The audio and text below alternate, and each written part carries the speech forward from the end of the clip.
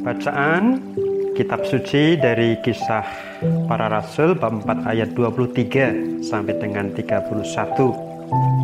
Di situ diceritakan di mana para rasul dipenuhi dengan Roh Kudus, lalu berani untuk mewartakan firman Tuhan.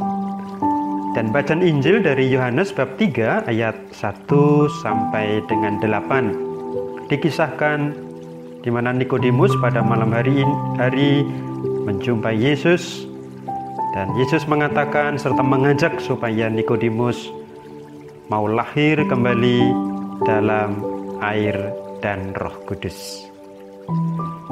Ibu, bapak, saudara-saudariku yang terkasih, dari kedua bacaan itu saya akan memberikan tema semakin berani bersaksi. Kekatolikan tidak cukup diukur dengan baptisan. Baptisan belum menjadi ukuran bahwa orang sudah matang di dalam iman. Ada orang yang sudah dibaptis tapi hidupnya tidak mencerminkan semangat cinta sebagai anak Tuhan. Sikapnya kepada sesama semena-mena. Kekurangan tetangga dicari-cari setiap hari. Mengaku beriman, tapi pada orang yang bersalah tidak pernah ada pengampunan. Demikian juga pada sahabat atau teman yang punya kesulitan, namun tidak ada kepedulian. Doa di kring atau juga di lingkungan juga tidak pernah datang.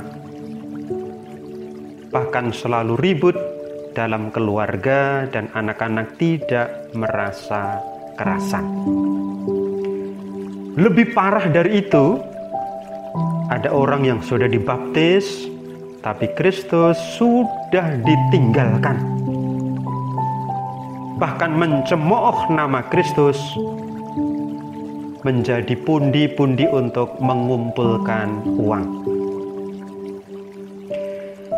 Yohanes bab 3 ayat 1 sampai 8 dalam bacaan hari ini mengajak kita untuk mengerti dan memaknai kembali nilai pembaptisan kita masing-masing.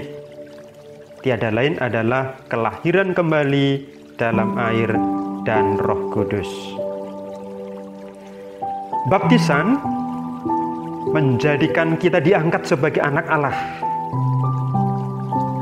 Karena Kristus yang tinggal dalam diri kita melalui baptisan itu, kita diberi jaminan keselamatan. Roh Kudus akan terus membimbing kita sehingga kita juga ada pada jalan kebenaran. Tidak cukup itu, Kisah bab 4 dalam bacaan hari ini mengingatkan kepada kita supaya orang yang telah dibaptis dan menerima Roh Kudus hendaknya semakin berani memberitakan firman Tuhan. Semakin berani bersaksi melalui hidup konkret, hidup nyata sehari-hari. Pertanyaannya lalu, bagaimana caranya?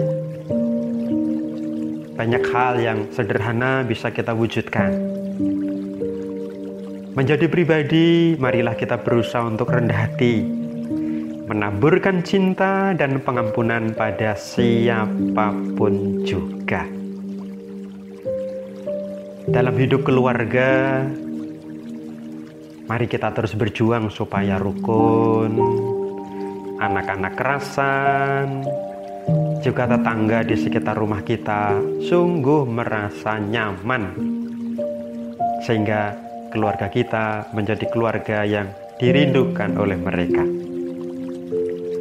Kita pun juga mari berani selalu terlibat dalam hidup bermasyarakat dengan baik, entah dalam gotong royong atau juga macam-macam kegiatan sosial yang sering dilakukan.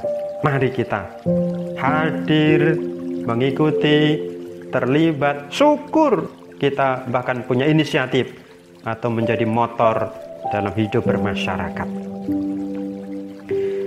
Jelas berani melawan korupsi dalam berbagai bentuknya, sehingga hidup kita bukan hanya tidak merugikan, tapi juga harus menjadi berkat bagi semuanya, tidak memandang tingkat sosial, suku, dan juga agama.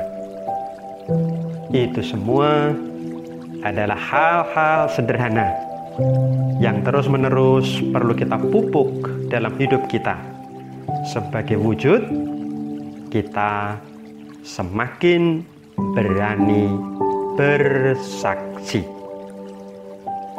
Tuhan memberkati.